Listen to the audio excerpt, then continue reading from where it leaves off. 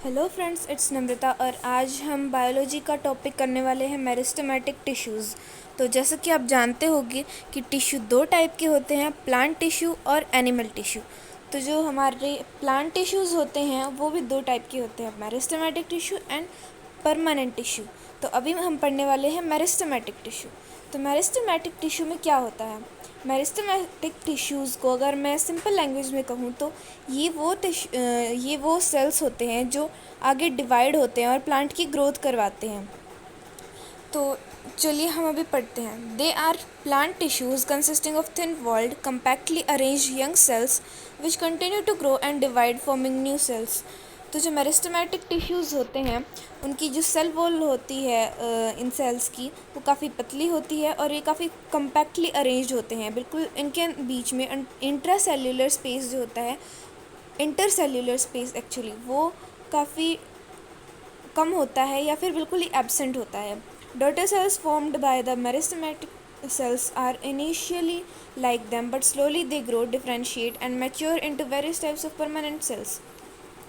और जो meristematic tissues बनते हैं आगे, उनकी डॉटर सेल्स बनती हैं, फिर वो भी बाद में परमानेंट टिश्यू बन जाते हैं और उनसे ऊपर वाली जो लेयर होती है मेरिस्टेमेटिक टिश्यूज़ की, वो आगे डिवाइड होते रहते हैं और फिर जो पीछे वाले वो परमानेंट टिश्यूज़ बनते जाते हैं। और जो परमानेंट टिश्यू बन जाते हैं तो उन्हें उनके प्रॉपर फंक्शंस प्रोवाइड करवा दिए जाते हैं और वो अपनी परमानेंट हो जाता है और फिर वो डिवाइड नहीं कर सकते। Due to continuous addition of new cells, new organs develop while the existing organs increase in size, roots and stem elongate and grow in girth. तो मतलब जब सेल्स बढ़ते रहेंगे, डिवाइड होते रहेंगे, तो जो ऑर्गन्स होंगे वो भी और ज़्यादा डेवलप होते रहेंगे, लेकिन जो रूट्स वगैरह के साइज़ हैं वो बढ़ते रहेंगे और स्टेम का भी जो गिर्थ एरिया होता है, मतलब ब्रेड्थ एरिया, वो भी बढ़ता रहेगा। Meristematic tissue was discovered by Nageli in 1858। तो ये है हमारे जो साइंटिस्ट हैं जिन्होंने मेरिस्टेमेटिक टिश्यूज़ को डिस्कवर किया था। इनका नाम है कर्ल नागेली। इन्होंने मेरिस्टेमेटिक टिश्यूज़ को डिस्कवर किया था 1858 में। It occurs at specific regions of plant called meristems. और जो मेरिस्टेमेटिक टिश्यूज़ होते हैं वो जिस रीजन पे, जिस एरिया में पाए जाते हैं, उसे हम बोलते हैं meristems. The cells comprising meristems are called meristematic tissue. और जो सेल्स मेरिस्टम्स में पाए जाते हैं वो मेरिस्टेमेटिक सेल्स कहलाते हैं, यानी कि जो आगे चल के डिवाइड करते हैं। तो अभी हम पढ़ेंगे characteristics of meristematic tissue cells.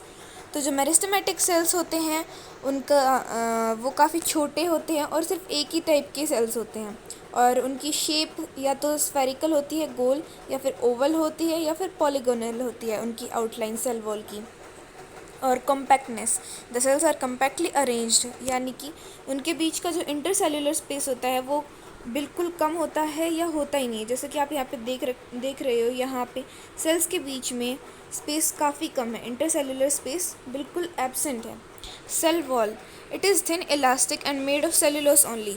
तो जो मेरिस्टेमेटिक सेल्स की सेल वॉल होती है वो सिर्फ सेल्यूलोस से बनी होती है। न्यूक्लियस, तो इनका जो न्यूक्लियस होता है वो सभी के सेंटर में प्रेजेंट होता है। Cytoplasm, it is dense.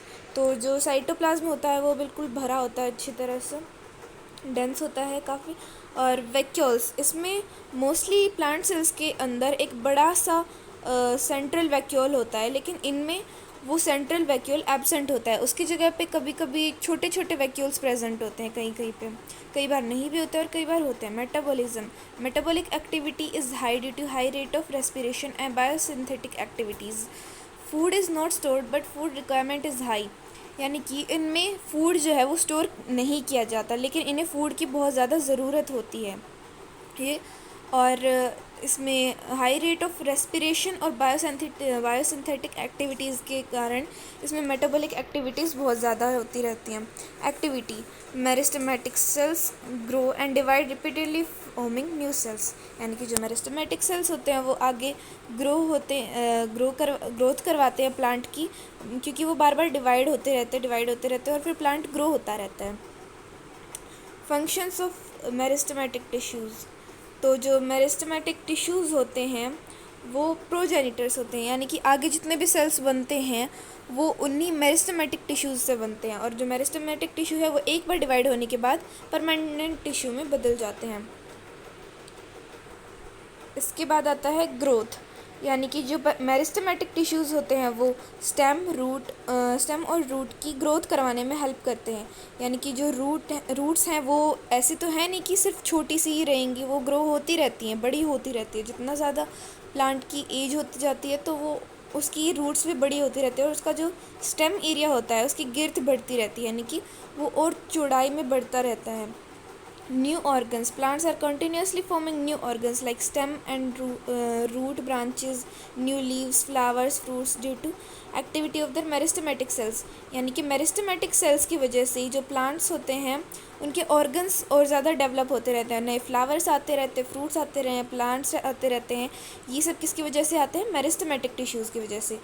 और रिपेयरमेंट, यानी कि जो मेरिस्टेमेटिक टिश्यूज़ होते हैं, अगर मान लो प्लांट टिश्यू में कहीं पे भी कोई इंजरी हो गई, कहीं से वो थोड़ा सा कट गया, तो क्या होगा कि जो वहाँ पे मेरिस्टेमेटिक टिश्यूज़ परमानेंट टिश्यू में बदल गए थे वो परमानेंट टिश्यू होते हुए भी दोबारा मेरिस्टेमेटिक टिश्यूज़ में बदल जाएंगे और उस एरिया को कवर कर देंगे, उस इंजरी को रिपेयर कर देंगे। Lodging. Aerial stems flattened by wind become upright again due to activity of meristematic tissues. यानी कि कई बार आपने देखा होगा कि खेतों में जो फसल होती है वो बहुत ज़्यादा तेज़ आंधी की वजह से बिल्कुल झुक जाती है, लेकिन जो मेरिस्टेमेटिक टिश्यूज़ होते हैं उनकी वजह से वो थोड़ी दिन बाद दोबारा खड़ी हो जाती है। तो इसमें भी कौन हेल्प करता है? Meristematic tissues.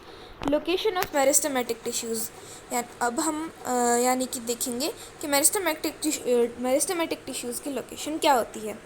तो यहाँ पे हमें एक डायग्राम गिवन है। तो जो मेरिस्टेमेटिक टिश्यूज़ होते हैं वो भी 3 टाइप्स के होते हैं। एक होता है एपिकल मेरिस्टम, एक होता है इंटरकैलरी मेरिस्टम, और थर्ड होता है लेटरल मेरिस्टम। यानी कि जो एपिकल मेरिस्टम होता है उसमें जो सेल्स होते हैं वो ऊपर से प्लांट की लेंथ को बढ़ाने में मदद करते हैं, यानी कि वो प्लांट के टॉप पे प्रेजेंट होते हैं, उसकी हाइट बढ़ाते हैं। और जो इंटरकैलरी मेरिस्टम होते हैं वो इंटरमीडिएट पार्ट्स में प्रेजेंट होते हैं, और जो लेटरल मेरिस्टम्स होते हैं वो उसको साइड में से ग्रो होने में मदद करते हैं, यानी कि उसकी गिर्थ को बढ़ाने में हेल्प करते हैं, उसकी विड्थ को। और बस यहाँ पर आपका ये टॉपिक ख़त्म होता है। अगर आपको ये वीडियो हेल्पफुल लगी तो प्लीज़ वीडियो को लाइक और शेयर ज़रूर कीजिएगा।